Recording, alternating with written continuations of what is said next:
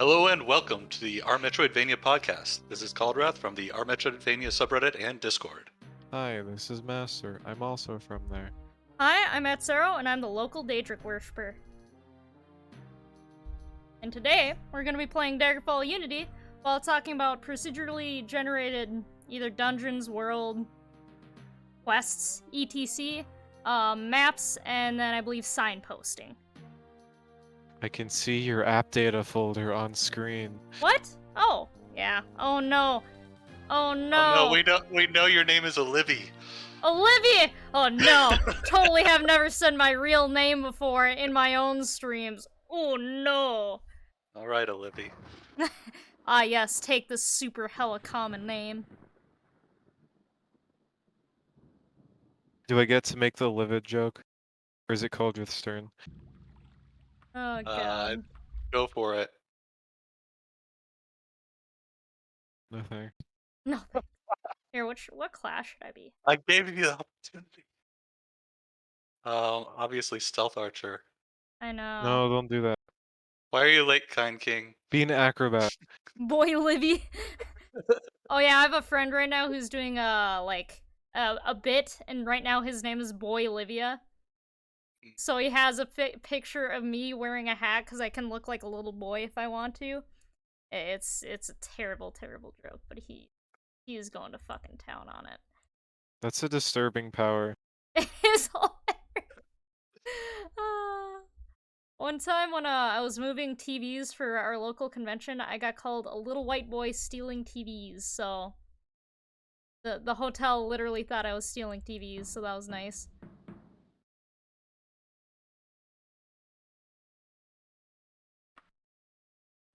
Gonna be a rogue like in real life. Custom. I have the ability to look like a gremlin. Most people have that ability, though.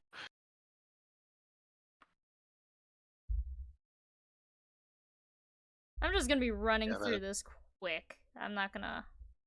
Yeah, character creation in this game is no joke. Oh, god no. Oh, thankfully, I know what I want, roughly. You should explain to us how this game works. Well, this game is the second Elder Scrolls game, and it is very much a D&D but a game.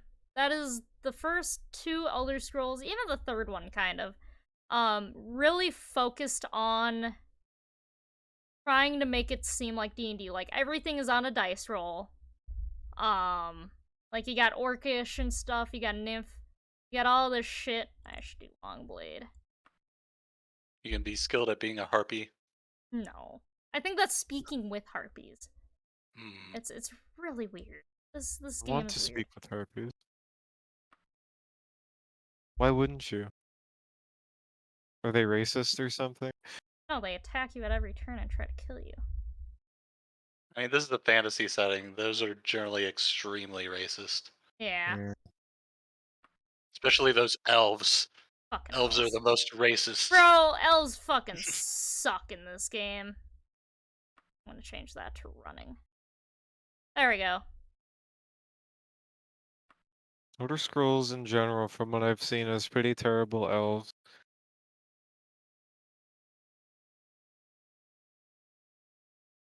I'm not gonna do it. Alright.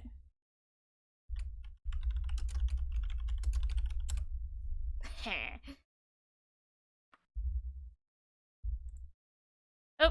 Alright. So you've made a stabby stealth boy in the character Where's my stabby stealth boy though? Oh no! Fuck! Stop making, just pick something default. Or Fine. preset.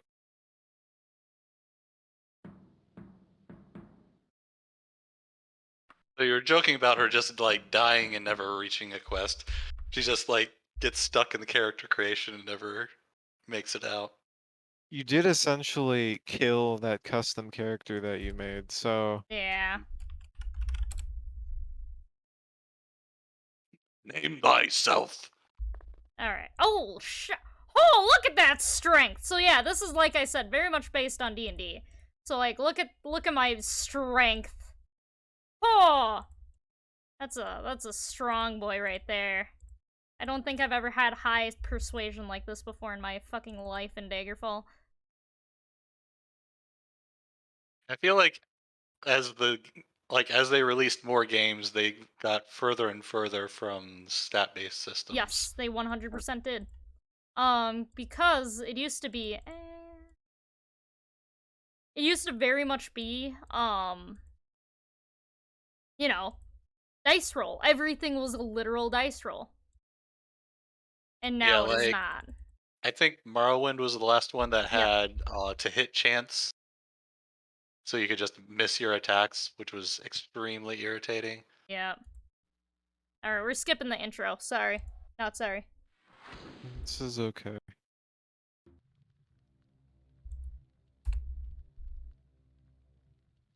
Started at a palace. How fancy.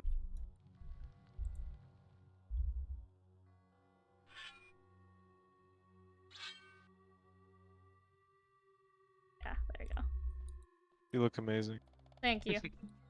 You got those Argonian boobs. No boobs in this game. Oh, I do have What? boobs in this game. Those are definitely what? boobs. Yeah. I think the original did not have boobs. This is the reason you wanted to play the Unity version. I completely notes, forgot. Actually, Added Argonian boobs. where did my clothes go? Don't Oh, need that's 'em. where. There we go. Alright. So I assume that if you take 4 cheese mozzarella sticks and remove one of the cheeses, then you'd have 3 cheese mozzarella sticks. What? Just to answer Kind King's question. Yeah.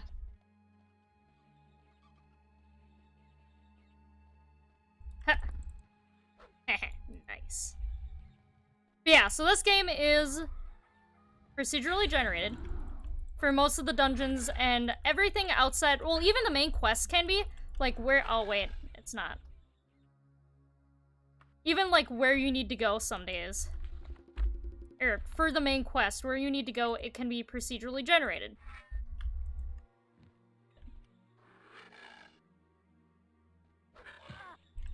Is the word procedurally generated or randomly generated in the context of this game? Because it is not so much random, like everything's random.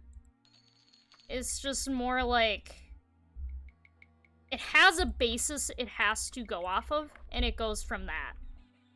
Whereas I mean, so does random generation. Random generation, to me, though, picks from everything from a pool, rather than a set amount of things from a larger pool. That's how I understand procedurally generated, at least. Yeah, so you can have procedural generation that isn't random if you it's kind of like having compression. Oh shit. Like it doesn't store the actual geometry on the system. It like generates it from data. And you could take the same system that you use for random generation and then you use a hard-coded seed for it, and then you would have a non-random procedural generation. So you can say that all random generation is procedural, but not all procedural generation is random. Well, you didn't just specify that it is generation, so all generation in games would be procedural.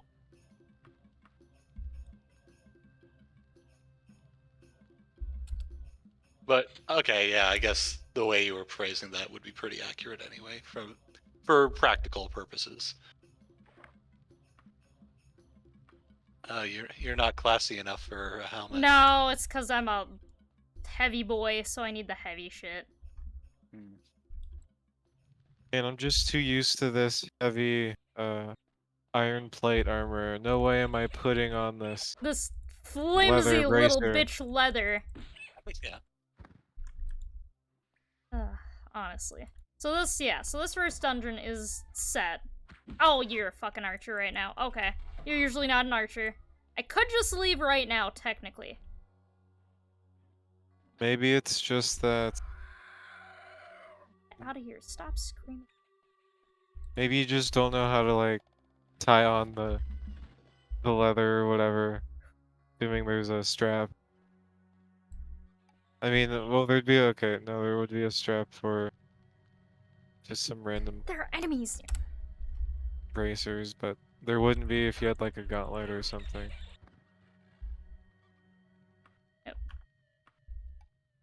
This game's weird with it. I don't know, man. Okay. Sweet. I'm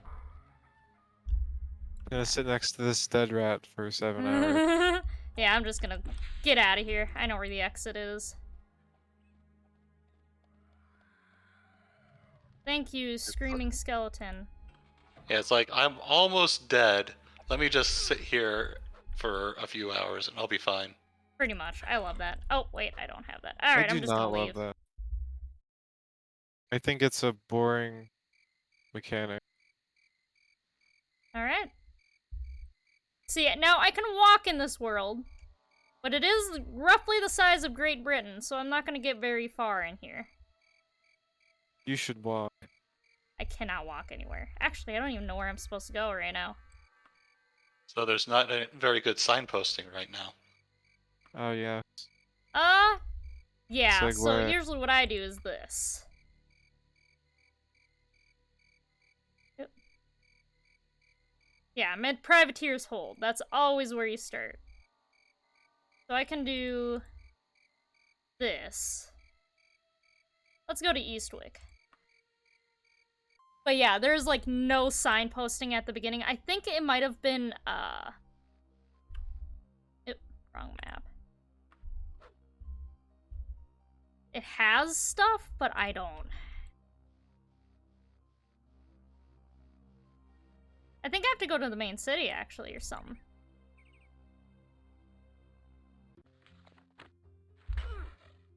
This is a cute town.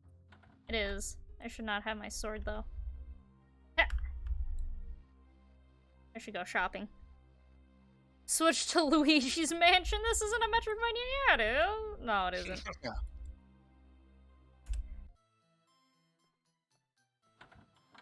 But yes, this game has terrible signposting at first. It pretty much just throws you and it's like, hey, do this, and it's like, what? Do what? Do what? Like, has it even told you anything of what you're supposed to be doing yet? Yes. In the intro animatic that I skipped. I'm gonna put my Apparently one pants of the- back on. Yeah, so apparently one of the things you're supposed to do is take your pants off. Yeah. Oh, I could get this, Obviously, you Yeah! have to take off your clothes to seduce the shopkeeper. I wish I could seduce him that way. Gonna get a decent shirt. Elven longsword? Hell yeah. Ah, I can't afford that, I lied. I You could should sell steal your it. possessions. No. I can steal this, though. But you can't even wear them. Or what? Thought you had stuff in your inventory that you couldn't wear. Yeah, I'm gonna sell. That's what I was Oh, no. saying. Oh, yeah, I forgot. Well, let's see. Wait, I can't even sell the leather. I'll take 49. Thanks, bro. Oh, but this game. Oh, yeah, that's right. I could get the Khajiit suit. Really brings out my form and figure, you know? And covers out my face. Amazing. Oh, shit.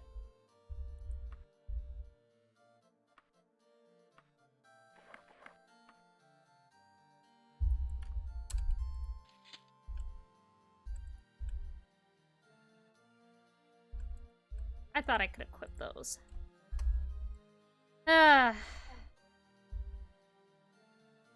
Oil?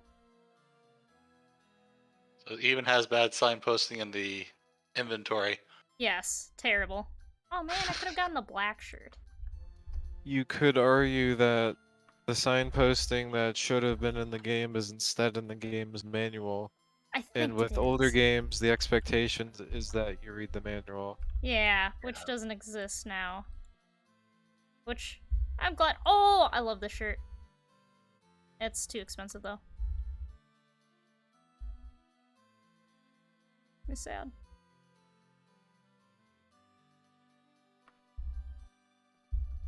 Yeah, I think. If you have Uh-huh. a manual, would for a game, and otherwise the game is obscure, would you say that it does a good job at explaining, like, basically what I mean by this question that I decided to abruptly cut off was, is a manual a good enough place to get information for a video game, or should modern games always have in-game information that's accessible? I feel like the having it in game allows you to give context to the information that you just can't do in a manual. What if the game has a manual in the game? Kind of like the bestiaries. Tunic? Well, hey, I was getting to that. I've been But watching. yeah, Tunic. Kind King's been playing Tunic. It's really weird. Tunic has a manual of sorts, but it's not just a manual you know access from an options menu or something. It's you find pages of the manual in the world, and much of the manual is in a language that you cannot read, but you can piece together what it's trying to tell you through the occasional English words, as well as the images and diagrams. So If you it just makes They were Sorry, go mean to me! I did a save beforehand, though, don't worry. so you're one of those people that save and then go murder everyone and then reload. Yes. I don't do that. And I've I never done that. value the lives of those NPCs. I don't. They're rude assholes. It's like that Penn and Teller thing where it's like I murder all the people I want to, which is 0. But Atcero, no. Atcero wants to murder people. Hey, man. I played Morrowind for a very specific reason. Murder elves. No, just murder people for their houses in general. There is a quality I find particularly interesting when it comes to large procedurally generated games, especially expansive ones, in that they kind of just let you go wherever. Like, I assume you could spend hours wandering around the countryside that's the size of Great Britain in this game. You very much could. And be mostly walking through the forest, but you'd still find stuff to do, right? Probably not, if I'm gonna be honest. Everything is so spaced and far between. Okay, I'm gonna reload. Now that you've gotten all this loot. Yep. Which, speaking of that, I should talk to shopkeepers for a randomly generated quest. You get quests randomly from people just around. They're like, oh, my daughter, she's stolen. Could you please help me? Like, sure, fine. So you can experience how this game expects you to find that daughter. Yep. They tell you. Fuck you. Also, everyone hates you. I miss that. I miss that in games, in Elder Scrolls. Everyone hates you at first. You're scum of the earth. And then they're like, oh, like, as you get your rep up. You did just murder several people. Yep. No, that was in an alternate timeline. Maybe they can see into the alternate timeline. There are Fighters Guild? Okay, Chloe. Southwest of here. Okay. So I've noticed there are a few one-person or otherwise small dev team procedurally generated games that are just kind of interesting passion projects. Mm-hmm. and it's not even necessarily that great of a game, but it's just, I don't know. I find it interesting. I find that type of project particularly interesting. Well, the entire roguelike genre is based on that. Yep, here's a Yeah, quest. So, like, Hades is apparently a good game that uses it. Yes. in particular, I'm thinking about procedurally generated exploration games like one shout out to Star Explorers, the procedurally generated space slash going to planets exploration. What happened? It sounds like No Man's Sky. Yeah,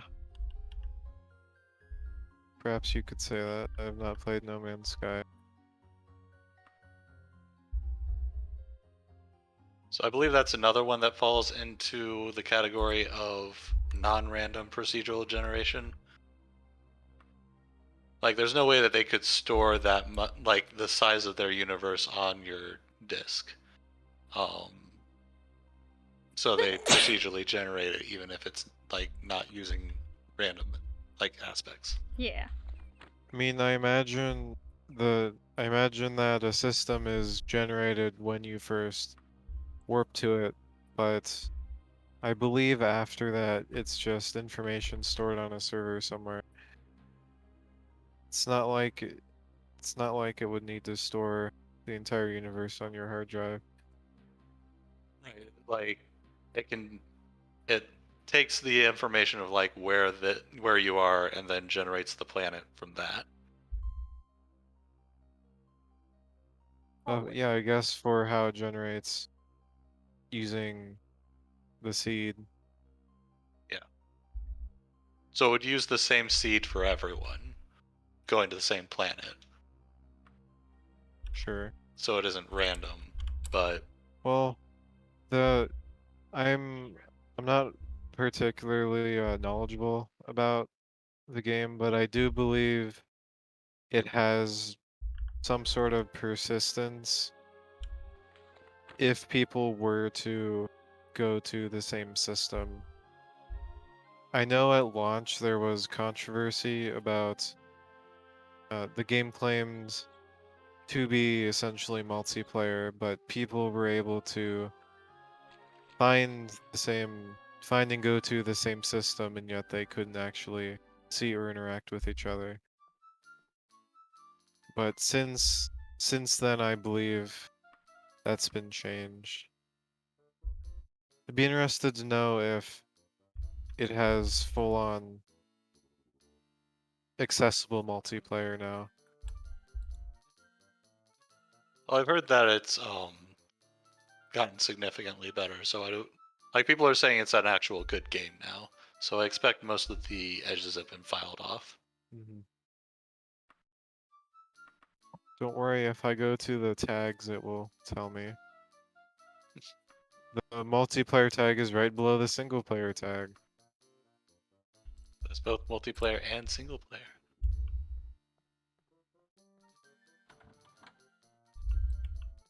I had to deny 2 people quests. See, they randomly pop up quests. Like, you talk to someone, it's like, hey, can you do this quest for me? No, I can't. I'm on another quest. Oh, you're a heartless bitch. And it's like, bro, what? Yeah, it does look like No Man's Sky supports traditional co-op play, and I assume that would be made accessible now.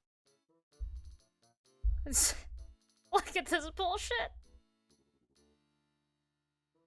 Oh, this game. Even their freaking responses are procedurally generated based on a dice roll. Is it? Like, imagine if you went through every single thing that you could ask them or tell them about in every single tone.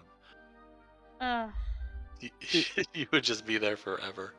When you say the conversation is generated, do you mean it's actually generated as in it's like a stitched together sentence, or the response is a typed out sentence that's just stored in a table somewhere?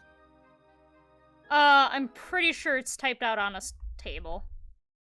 Okay. I don't believe it's stitched together. Hey there. I mean, there's probably some stuff where it like puts in proper names. Well, Like- yeah, but that's like still a template that's following Right. very closely. Kill every It's single person. different from the the nonsensical sentences you get asking NPCs things in Dwarf Fortress or something.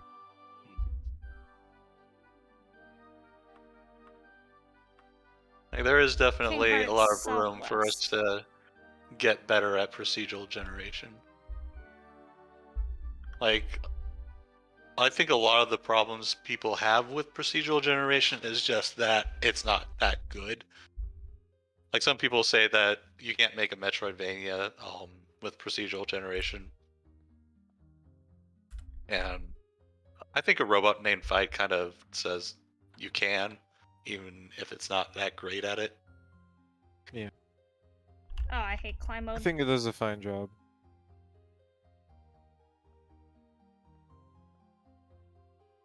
But yeah, I do see the common argument that people making a roguelike game would be better off just instead of putting the effort into making the roguelike generation somewhat functional, they could just stitch together a a map without having to make it procedurally generated for say a platform or a Metroidvania, and people would like it more. I know, especially when Chasm came out, some people were pretty disappointed in its generation. See, I don't And think the problem was with the generation. I think that the procedurally generated parts of it were fine. But they were like stitching together boring rooms. yeah, well, Like that would be a problem with the generation then. well, Or it's not. unless you mean like systematically the way the generation was handled was fine, but you're referring to the pool of rooms and that many other rooms are just boring. Yeah. Okay. People are such bitches. Yeah, there's certainly something to be said about the amount of effort you have to put into making an interesting, diverse pool of rooms. And certainly if the developers of Chasm were only making a single map for their game, then you'd think they'd put more effort and care into each individual room. Just naturally thinking of the number of rooms that you have to make and the amount of time you can devote to each room in either situation. Well, just because you're like had more time to do something doesn't necessarily mean they would have been like had the capability to do a higher quality set of rooms. Yeah. Right. What I mean is that's the argument that people make. Mm. I haven't played Chasm, so I can't really have much of an opinion on this. Mm-hmm. Yeah, I haven't played it since it came out, and apparently it's another game that they've improved a lot over time. Well, that's good. What do you guys think about the replayability of procedurally generated games? So, like, this one I know, other than the starting dungeon, pretty much everything else is randomized, minus some aspects of the main quest. But It does make it more replayable, but I'm not the type of person that replays games very much, so I just try to get the as much of an experience out of it once and then move on. mm-hmm. I think that procedural generation, if done well and in the right type of game, can make a truly special experience that's essentially as replayable as as the amount of time you're willing to invest into it. Mostly I'm thinking of there's a word for it. what's the word for a system-driven simulation sort of game? Like Deus Ex and Bioshock. Immersive sim, that's Yeah. the word. When I'm thinking of games with the best possible procedural generation, I'm generally thinking of... Well, actually, the first game I'm thinking of is Cataclysm Dark Days Ahead. In that game, which is... This is extremely wrong, but to make it brief, it's kind of like Dwarf Fortress, but it's post-apocalyptic RPG. Roguelike game. Because of the amount of things you can do, and how the systems interact with each other, as well as the amount of variety you'll encounter because of the random generation. What? It's definitely how the game is meant to be played, and it wouldn't be the same if it was a static game with, you know, a singular campaign. I'm not familiar with that game. Did you complete that quest and then not pick up the gold and it just got dumped on the floor and then people got pissed at you because money got dumped on the floor? No, I just got randomly attacked. They just dump it in your inventory. Yeah, that was weird. Yeah. Okay. I highly recommend checking out Cataclysm Dark Days Ahead. Nice. It's an amazing game. It's very hard to get into, of course, but it's unique, to say the least.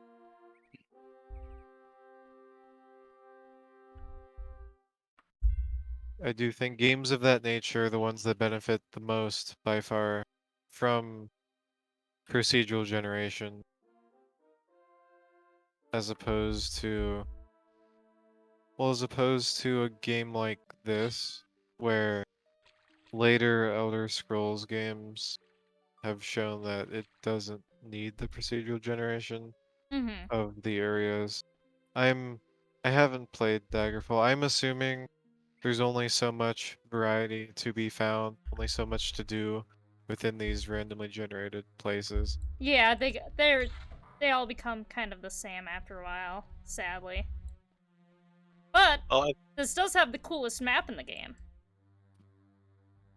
yeah, I think with the later ones, they just wound up hiring so many people to make content that they were able to do that. Whereas this one, they had the computer make the content. I think it's fine that they did that. Daggerfall seems pretty unique in that Yeah. regard, and just the large map that it has, even if it's not functionally, even if it doesn't actually have very much unique content, it's still an interesting way to present the content in your game. Oh, 100%. Oh.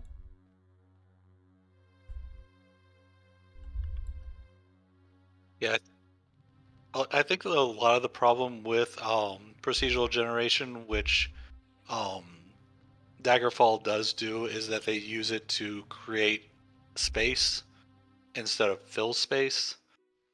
So you wind up with the like large, empty, boring worlds. Pretty accurate to real life. But we don't necessarily want our games to be accurate to real life. Yeah. Yeah. You're not gonna find a loot drop or a bandit every 10 feet when you're wandering 3 miles of pasture. Which is bullshit. I want to fisticuff a bandit trying to take my 100 gold when I'm level Well, hey, 50. If you get out a metal detector, though, you can fill that space. That's true. You could dig down and like mine stuff. Yeah. There's got to be a lever in here somewhere. You could dig down into somebody's property and hide there for a few years until you can enact squatters' rights.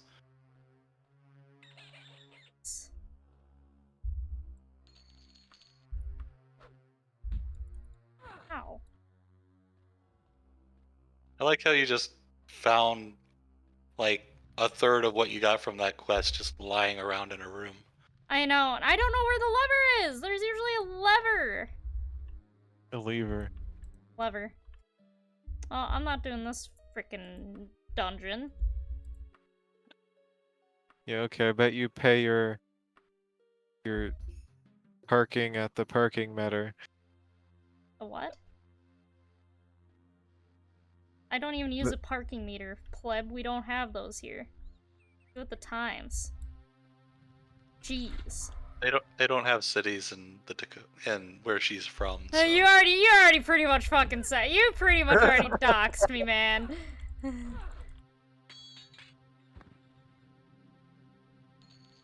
Oh, big tooth.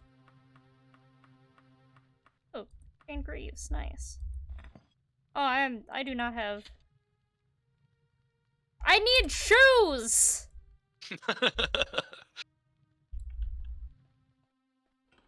Yeah, another downside to procedural generation, at least in this game, sometimes you don't know how to actually proceed.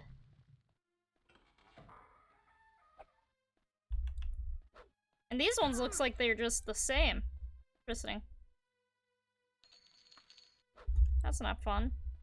It's lame. The cons of procedural generation. Yeah. Things are samey and uninteresting. Yeah. Which, of course, theoretically, if you had enough distinct content available to be generated, then you wouldn't run out of things to experience that are new. Yeah. Freshly buried dead. Oh, that's not good.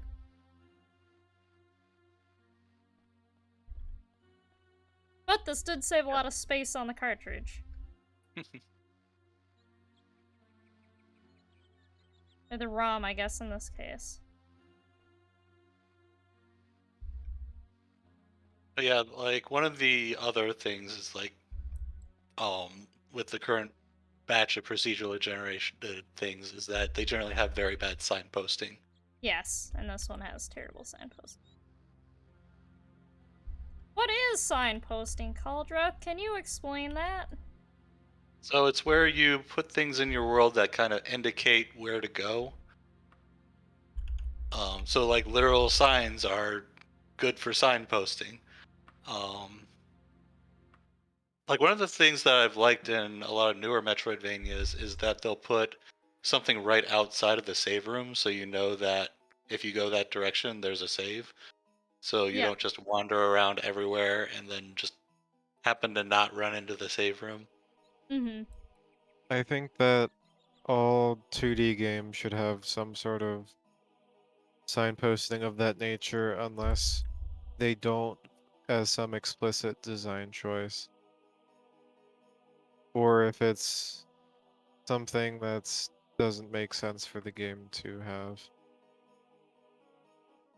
It's just one of those limitations of the side-scrolling nature of Metroidvanias that doesn't really feel like it needs to exist. It's easy to signpost things, and it logically makes sense that you would know what the room next door contained because you can see it. Yeah, your It would character can see also, it, but you right. can't. It Yeah. would also be jarring if, say, you just walk a screen over and there's a transition into a completely different biome with no warning.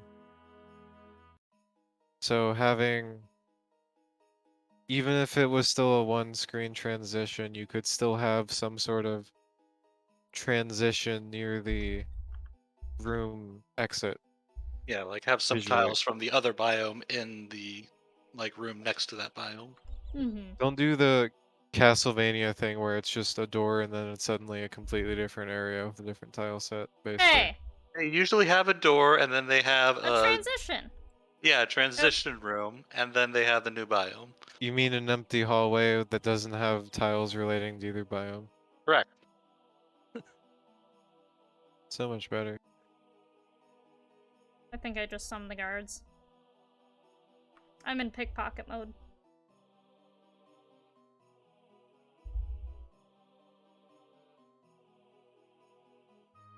Also important to let your players know what modes they're in, especially when they have strong repercussions.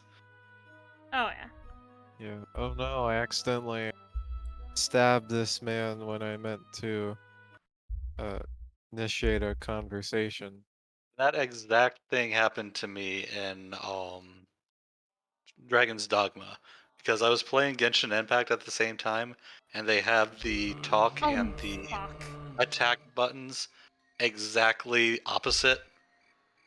So I like went up to somebody to talk to them, and then I pressed the button that I thought was talk, and it attacked them, and then I immediately got thrown in prison. Wow. There we go. Actually, how I got the note was different each time too, if you noticed. First one it was, oh, you reach into your pack and you find a note that wasn't there before, and this time a page gave me the note. Interesting. What? I imagine because much of the details that they convey in this game are through text, it would be extremely simple to give those events more variety just by changing around the possible event sentences. Yes. Certainly much easier than, you know, you're playing Skyrim and or something and the courier runs up to you and hands you the note. That's a thing someone has to animate, voice, so on. Mm-hmm. Takes more That's resources the fancier you want to get with it, sadly. Yeah. that's one of the problems I think with many games that have procedural generation, and why I find games like Cataclysm, Dark Days Ahead to have superior systems. The reason they have better systems is because they don't have to worry about, like what you said, the fanciness of the gameplay. If you can convey something with some text or some stat changes, or, you know, add an adjective in front of an enemy's name, that's a lot less work than having to design it visually. With the graphics of Cataclysm Dark Days Ahead, whether it be a tile set or the more traditional ASCII graphics, you can denote a lot of things just by having different characters, like ASCII characters, and different colors representing those characters, and just assign them to what they represent on a key that's visible on the screen.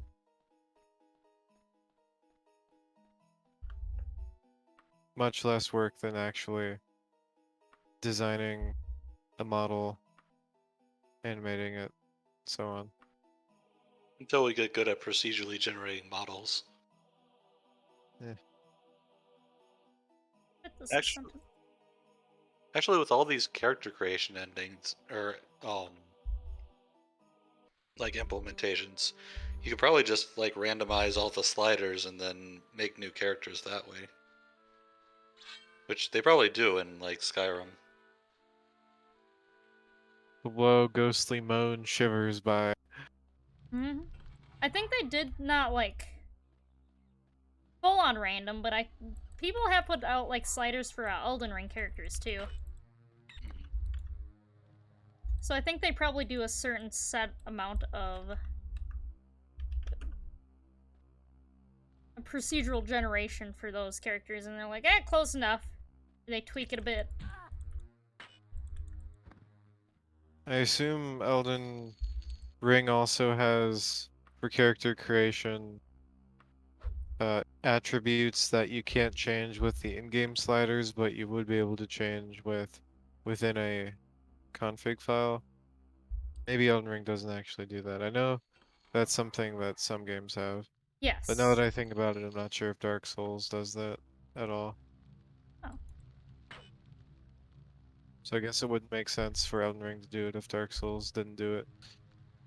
This looks like a quest area.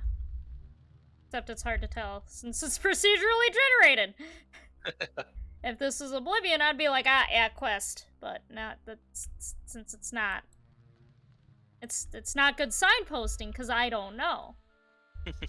Hey, not every landmark-looking object has value Nope. to you as a Well, player.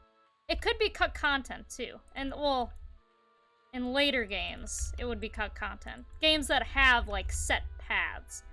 So like signposting for non-procedurally generated games is hella easy. You can signpost all you want because you know the character might find it or they might not. However, for places like this, it's so hard to tell because you don't know if it's just, oh, the game's being the game, or if it's an actual, like, maybe has quest significance if the quest is triggered correctly. Trying to find a good old fucking place to do a quest, but I'm not finding shit. How can you tell which ones are good for quests? They're not a graveyard. Okay. A lot of graveyards then. Yes. A lot of dead people in this universe, evidently. Honestly, there's not that many graveyards compared to... Oh, there it is. There's a note. Interesting.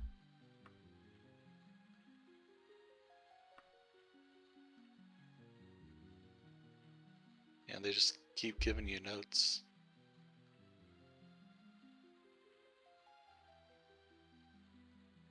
Oh.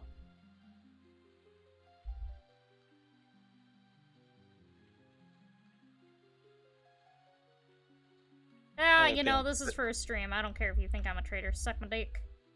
They're being awfully pissy with you. I just want to find a good quest. I thought Well, you that's said a it wouldn't be a quest. problem finding a quest. A good quest. I mean, it isn't, but I haven't been talking to people. I've been ignoring everyone like the introvert I am. Oh, kitty! Look at that widow kitty. But yeah, there are a bunch of like techniques that are used for signposting, like putting lights in the direction of things that like you want the player to go to, and Flashy, shiny objects you can take. yeah, yeah, you can like leave a trail of coins, and the player will follow that into wherever. Like, that's very much a Donkey Kong Country thing.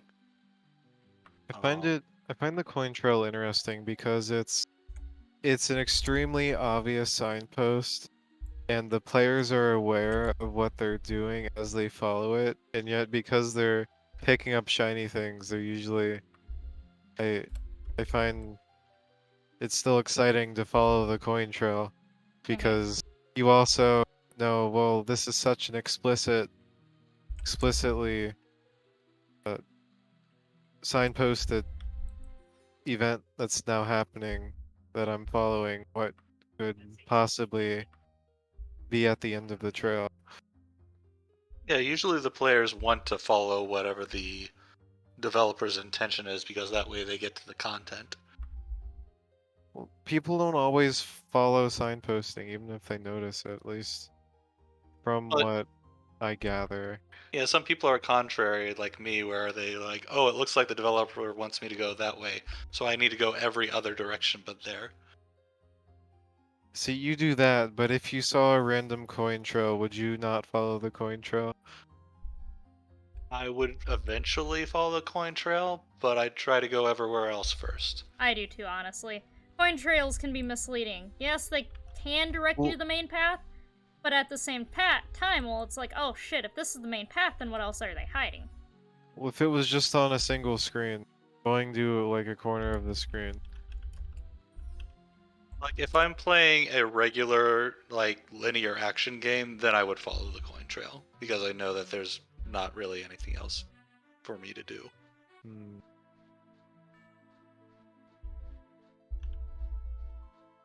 I think like as Metroidvania players, we're like used to being contrary in that way.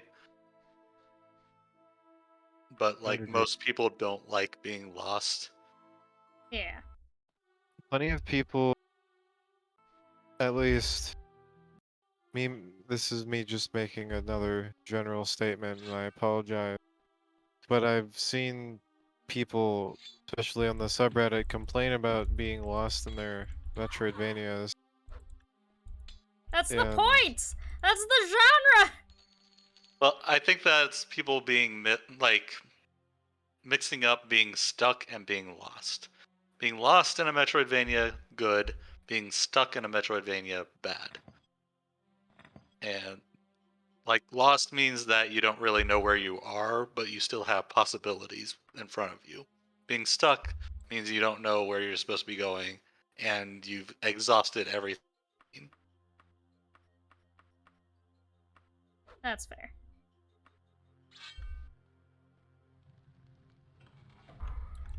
Also, you know what's not good signposting in this game?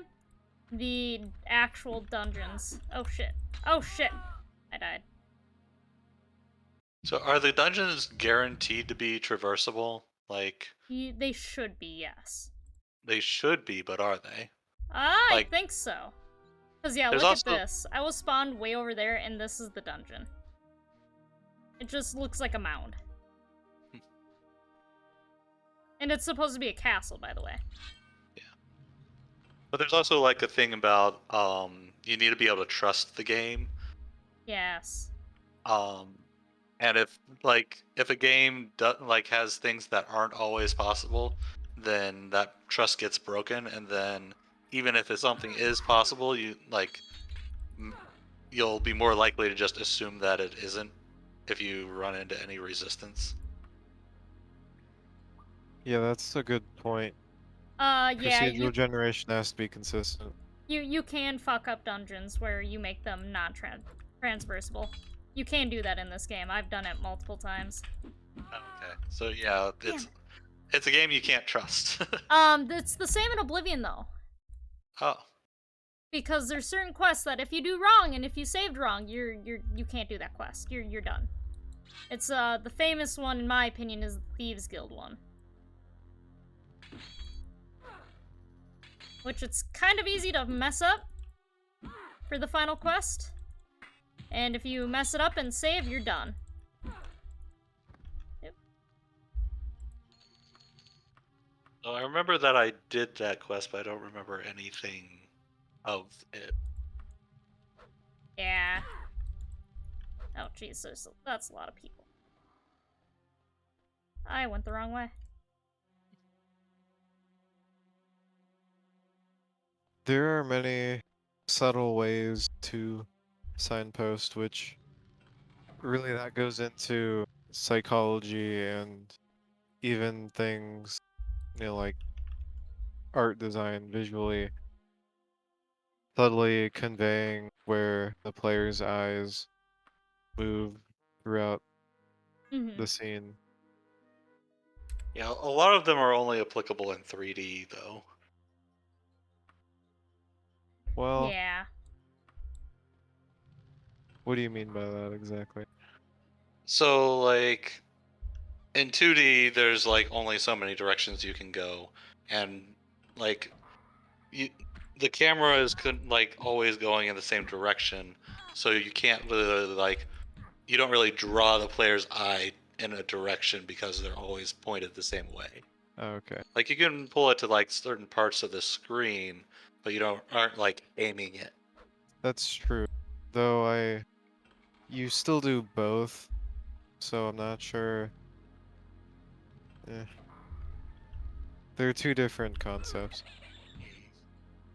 One is, it's the same concepts that would draw someone's eyes about painting, for example.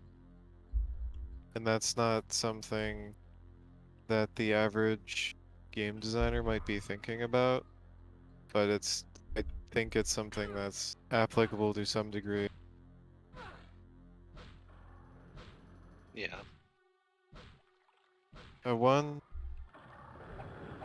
game whose signposting, general subtle guidance of the player that I love is Super Metroid, and there's great articles about it. Specifically, I'm thinking of there's one called The Invisible Hand of Super Metroid that goes into fairly exhaustive detail about the progression path through Super Metroid and how it guides you without you realizing it for the most part. Definitely worth a read, I'd say.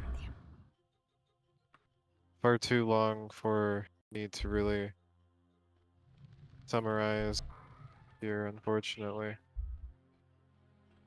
Yeah, that name sounds pretty familiar. Yeah.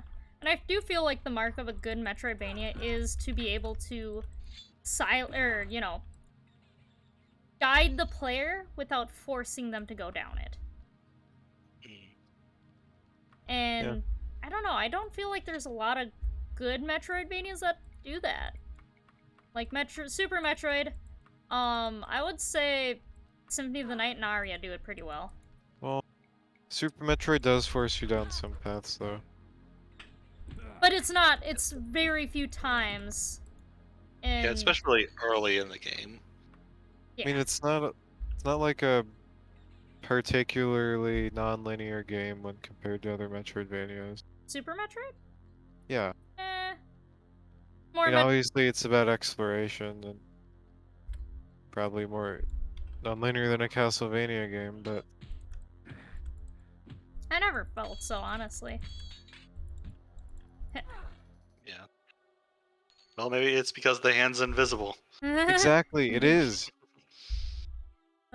Invisible hand of the market. Except applied to Metroidvanias. Yeah. And then you have Metroid Dread, which I guides you along. Like, it's almost. I've seen some people say they got lost in that game, and I'm like, how did you ever get lost? Oh shit. See, they got stuck, not lost. Oh, okay. I got stuck a few times, if I'm gonna be honest, in Dread. Mm. There was the like time when you go to the second area, and then you have to like shoot some Yeah. breakable wall, and it wasn't as obvious as I thought it could have been. Yeah. But it was still relatively easy to find. There was one that I thought I shot, but apparently I didn't, and I looked it up, and I'm like, I shot that! Apparently I didn't, because it didn't break. Yeah. One could make the assertion that as a game becomes less linear, more signposting is required in order to achieve the same level of player direction. I would agree with that. Yeah. Just how much signposting is needed, though? Would you say it's like as the world expands and say the number of rooms or the number of individual paths, how important is it that the player is able to identify which paths perhaps contain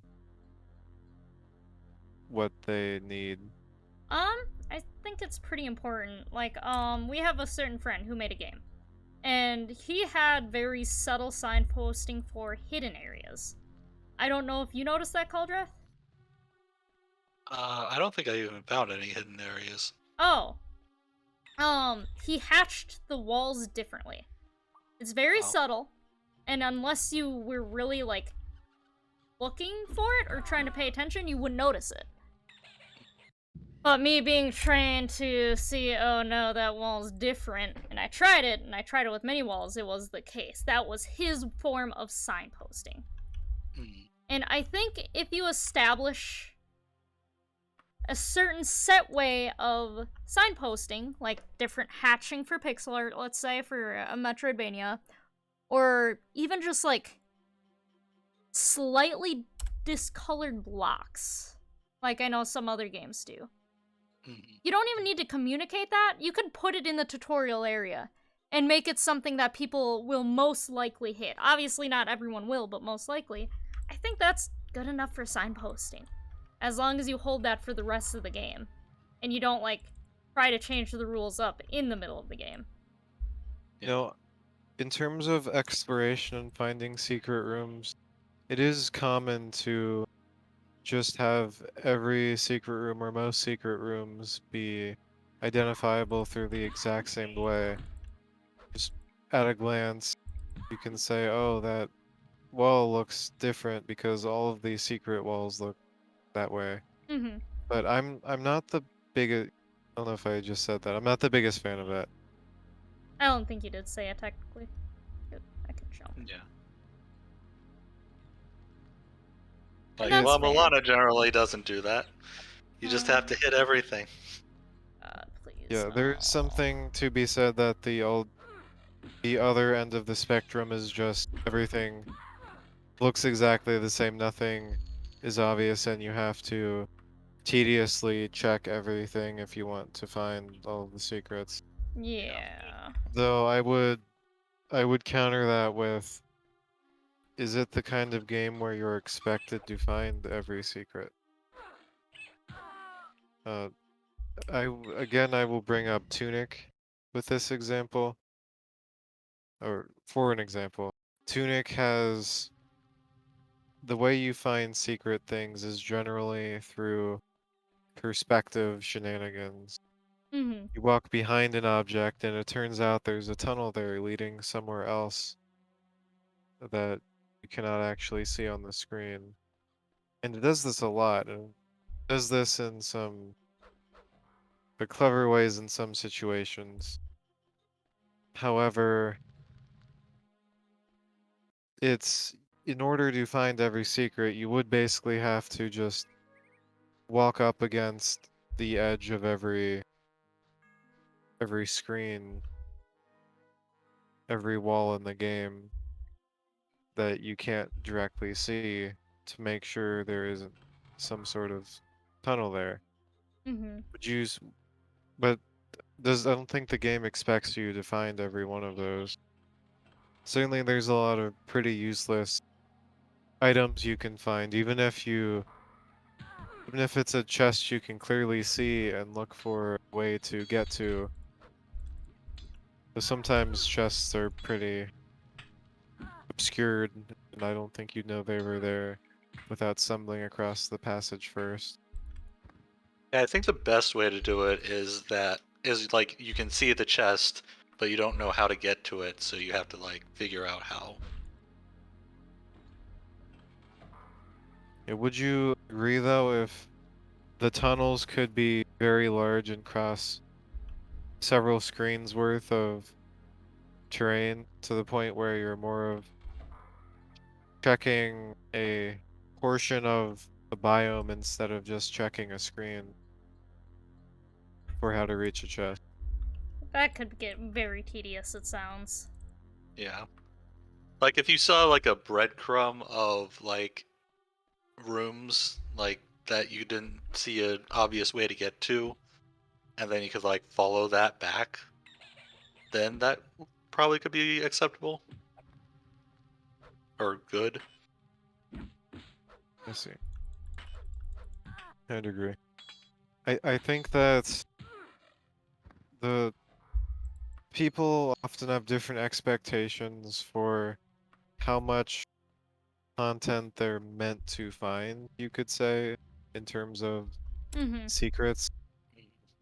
Some people playing a game feel like they should be entitled to be able to easily find every single secret in the game and 100% complete it, basically.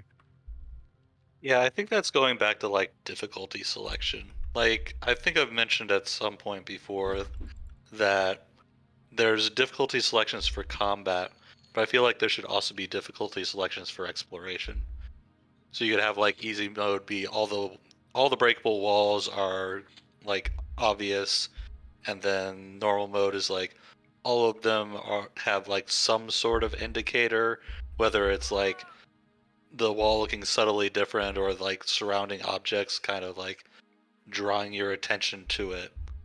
And then hard mode is just like some of them are just completely unmarked. Not sure if I agree with that approach. So you would have the same secrets in the same spots, except in one version of the game, they all have obvious tells that they're there, and in another version of the game, they have no tells. Yeah. But if your if your level design is made in such a way to imply that there are secrets without directly showing them, slightly suspicious but not colored differently, geometry, for example, well, having turning on the easy mode for that just seems like it would undermine the point of finding the secrets. And if you're to consider the opposite the opposite version where you have a game in which the secrets are meant to be found through the visible walls, and then they just made a harder mode where suddenly none of the walls were visible and you had to check every wall or know that they were there. It just doesn't seem like it would be satisfying to play on the difficulty that wasn't the intended difficulty in either of these situations. I don't feel like a game should always have to be played on the intended difficulty, though. I truly don't, like, I don't think it's a disservice to the devs. I honestly don't think it's a disservice to anyone but maybe yourself if you just don't want to challenge. I don't know. Like, I'm very much a person that thinks that a difficulty should be set by the player. Like, the option should be given, but it should be set by the player. I don't think the default is the like what the devs think will be the optimal experience. Yeah. I mean, my problem is just how the level design would work with the secrets. I don't think it's that big of a deal if you went from the level design implying that a secret is there to implying a secret is there, but also having a small visual tell. That's fine. But if you're to consider a game where the secrets are meant to be found visually and then you remove that, I don't. That just seems unnecessary. It's just turning it into La Mulana, which some people like. Insane people. I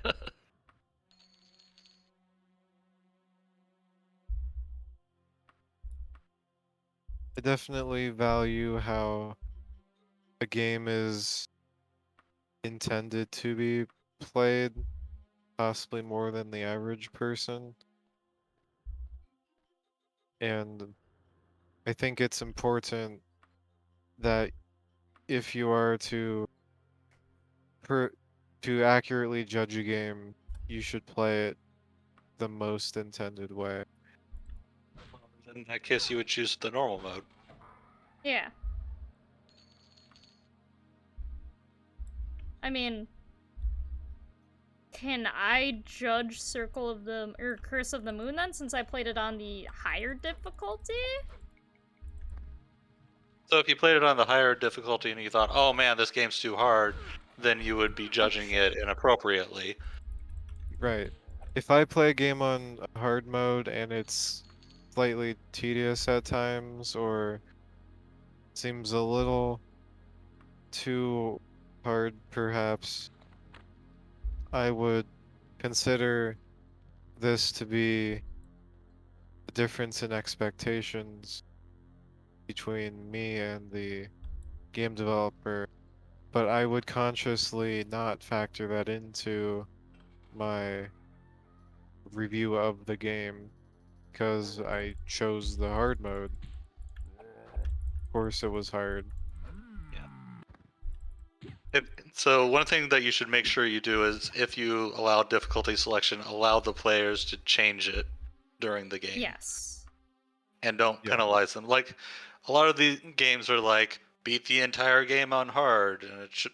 I really think those should be like beat the last half of the game on hard, because like you don't know whether hard is the experience that you want going Well, into it. I don't know. Those do seem like more completionist types of achievements. And certainly not every developer intends their hard mode to be played first out of the gate. Even in, the difficulty selection screen, usually harder modes describe their difficulty in a way that perhaps implies they're only meant to be played if you've beaten the game on normal before. So there are games like that, but there's also just as many games where it's just like easy, normal, hard, and then no description whatsoever. Yeah. Yeah. Ah, shit, Games I really need to describe their difficulties better. I can't really think of any. I can't think of many games that I would say fairly describe the differences in their difficulties. There's some sort of, I don't know why. Almost every game that has descriptions for its difficulties tries to make the description as short as possible, and that just doesn't seem ideal if you want players to understand what the differences actually are. Well, they usually don't like give a lot of like screen real estate for the like description area, so they are limited in what they can put in there. free real estate. But yeah, the game that ruined me for hard modes was Final Fantasy VII Crisis Core, where I selected the hard mode for that, and then a lot of the fights had these the enemies had this move where it like does a cinematic and then it just does damage to you at the end of the cinematic, so you can't dodge it all, even though it's like mostly an action game. And Oh, that's dumb. I was repeatedly getting one shot by those cinematic moves that are completely undodgeable. So it's just like this is a really crappy hard mode. So I think it comes back to trust again. Like, Yeah, and that sounds like artificial hardening. yeah. Like, devs need to learn. Ooh, hits harder, but you can't do anything about it does not mean hard. That means frustrating. That's Right. not fun. That's bullshit. Mm-hmm. That's also inherently a problem that happens when you have multiple difficulties in a game. Because devs have to decide what the differences are, and if they want to make meaningful differences, that's a lot of work, like enemy placements and such. And there's also lots of different kinds of difficulty. Like, Mhm. I was able to beat that hard mode in that game by like just grinding my stats up so that I could survive those moves. So the difficulty in there is just having to grind more. Whereas I think the preferred way for increased difficulty is just things are more like require more mechanical mastery or something like that. Difficulty is one of those age-old problems. People always seem to complain about the difficulty of a game, whether it be too easy or too hard. Mhm. It's hard to satisfy everyone. It And is. I'm somewhat of a believer of the idea of providing systems within your game that allow the player to reduce the difficulty of it, but not have like a difficulty selection menu per se. But the problem with that is that you'll get the players optimizing the difficulty out of, or the enjoyment out of the game by, even if they don't need those options, they'll still use them to like just stomp all over the game. Yeah, That is a sounds fun. problem. And the other best solution I am a fan of is the assist options menu. Oh, yeah.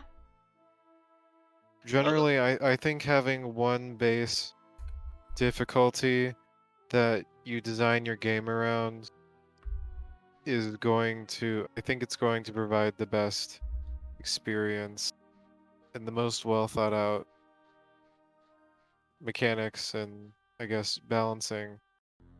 But having an assist menu in the game allows people to adjust the things they don't like. Well, you could even use assist menu options to make a game harder. It's customizable difficulty at its best. Then you still have the problem of people not choosing the options that would be like the optimal experience for them. Yeah. Like they might go in there and be like, "Oh, I can set all these things to make the game easier," and then they do it, and then the game's too easy for them, and they don't enjoy it anymore. I don't know. If That's a them anything, problem. I But get the impression that people refuse to use assist options Oh no.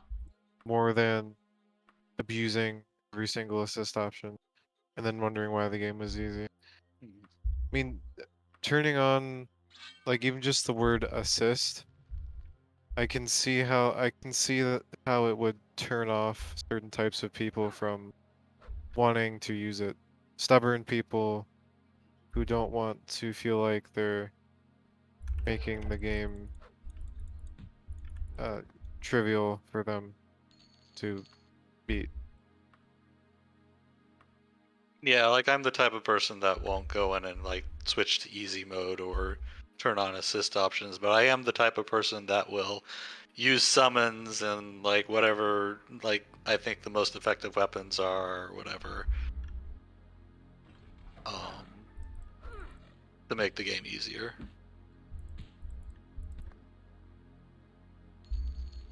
Yeah, and just as how I think games should give you ways to make the game easier within the game, they should also provide ways to make the game harder, which can be seen also in Elden Ring.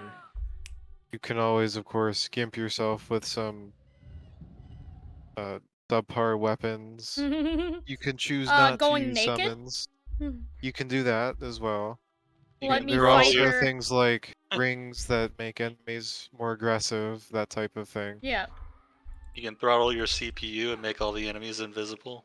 Dark Souls 2 has the Champion's Covenant, which, well, that's closer to a difficulty selection, I suppose, than any of the other options mentioned. But Ow. it's still a thing present in the game and not in a menu.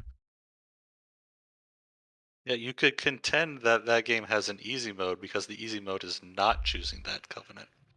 It's not playing the game is the easy mode. The frick you talking about? Wait, no, sorry. Using summons, because apparently using the ashes are improper, not the true Elden Ring experience. Hey, we're talking about Dark Souls 2. Oh, Dark Souls 2 now? Yeah, just not playing the game then. There are summons in that game. There are like player summons and then like some NPC summons. And That's true. those have a very different feel from using the ashes. Oh yeah. Like if you summon a player, that player can just solo the boss for you, and then The true Don't say Elden it. Ring experience. yeah. But if you like, you're not gonna like once they nerf the mimic is not gonna solo a like at level boss for you. I don't know, 10 plus? It might. My mimic almost always just died. I've never Or you would like upgraded my... hardly hold aggro and then hardly do any damage. That sounds like a mimic problem for you. I only found that recently, but I realized they since I have all these random like heavy incantations as well as my weapon art, my mimic will just spam those things. Not Mine even do that likes much to damage, but it's silly watching them. mine likes to spam the blood slash because loss. They probably nerfed that though. They Nice. they didn't nerf bleed. They buffed they buffed a lot of the weapons that work well with bleed, like all the arcane weapons. They buffed those. Oh, I Like they don't didn't care have about arcane. those. Well, so like Rivers of Blood used to be like trash because the arcane scaling on it was broken, and then they fixed the arcane scaling. So you have an arcane weapon that has bleed on it, and arcane bleed scales with arcane. So it just wound up being the best weapon in the game. Hmm. Sounds like it's double dipping. Yeah. But it is like one of the last weapons you can get in the game. I like Yeah. my blades. They're fun. There is a like Eleonora's twin blade or whatever that's pretty similar to Rivers of Blood. Yep, I have that Where, one. yeah, where it was also broken arcane scaling before, and now is an arcane scaling bleed weapon, so it's basically the same. I use Imagine my trusty being Morning a Star. huh? What were you saying, Master? I use my trusty Morning Star. Like the one that has bleed on it that's like a mace? Yeah. Yeah, that's one of the earliest ones you can get, so yeah. Not to get too sidetracked talking about our Elden Ring As playthroughs or anything. always, those Yeah, games would be interesting.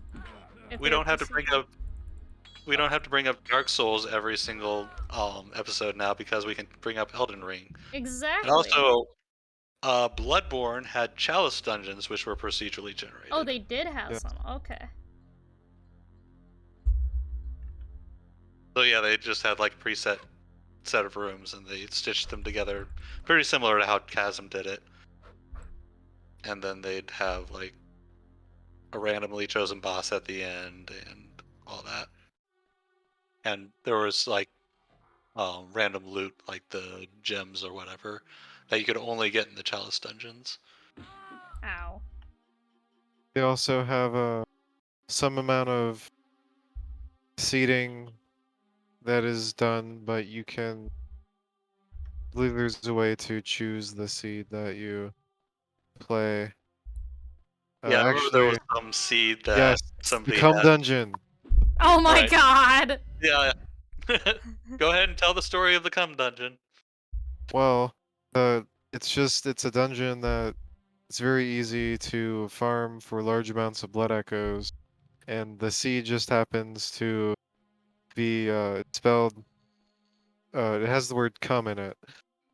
C-U-M. It starts with "cum," so people lovingly refer to it as the Cum Dungeon, and because of that, it's a Alice. very memorable seed, and thus becomes a popular way for people to farm blood echoes.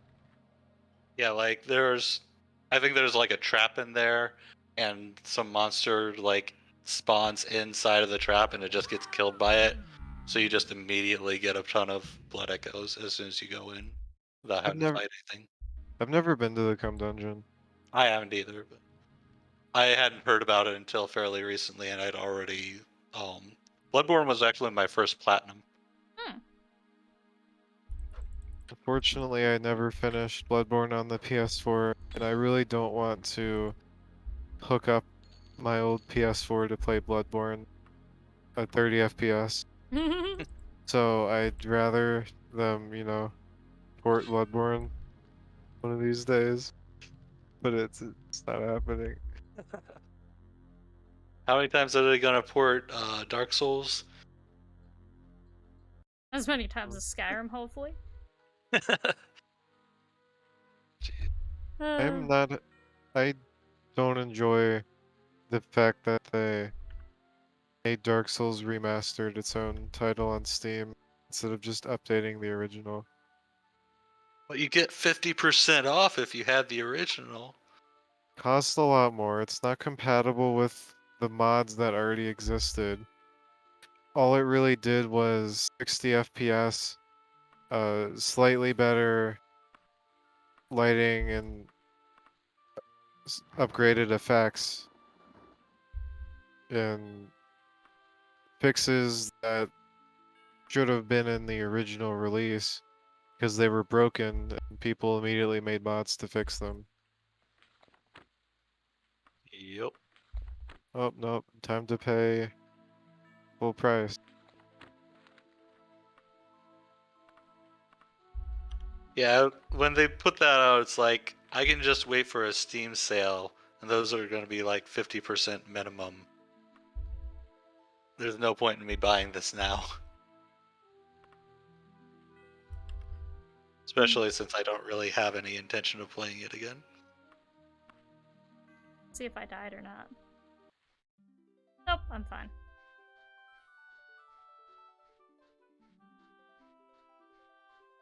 I got a disease and it doesn't tell me which. You need to Oh, go to which the disease? doctor. I'll tell Yeah. you. I need to go to a You- temple. You got the lycanthropy. I don't know what I got. I truly do not know. There's a temple though. Yeah, but it might have been lycanthropy or vampirism. No, I didn't fight any lycans. Can Argonians become Yes. werewolves? And Wow. wereboars in this game. Very cool. Ash. What? Huh? So what does an Argonian werewolf look like? A regular Does it have werewolf. fur? Yes. They were lazy. Where Argonian vampires are the cool looking boys. Hmm. I don't know if I agree with that. Well, in Oblivion they didn't do much. They fricked up in Oblivion. Entrance. In Skyrim, however, they look a lot cooler. Procedural generation just not give an entrance to this? Oh, there it is. Yeah. I need a healer. That guy looks like he had no legs. I have no diseases, what do you mean? It's all in your head.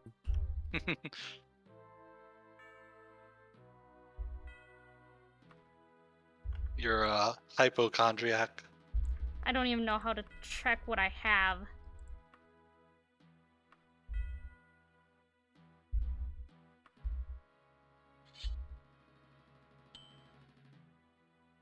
We are almost at time. We are. Yeah. Do we have any closing thoughts about procedural generation or signposting? I think there's definitely more we could go off of when discussing signposting. Read the signs. Interesting to do a future stream where we go over every single way that Oh the god. game can possibly. Maybe Yeah, after maybe we should finals when we actually- both have more time. Maybe we should have somebody play through Metroid Dread and just like point out all the ways that it railroads you. Are you Doesn't offering? sound as fun. Well, I don't really have a slot where I'll play a game besides the Game Plug game. I just did say we can rotate that. Yeah, but I wouldn't want to deprive you two of your turns.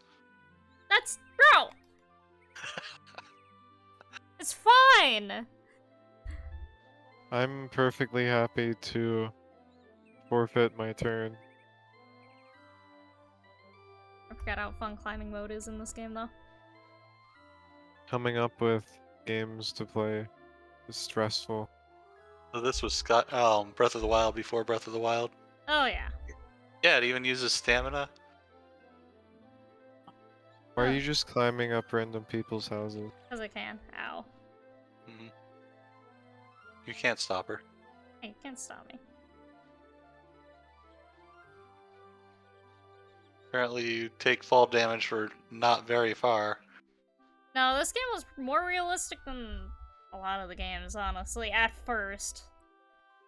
But there's a hill. Oh. Mushroom.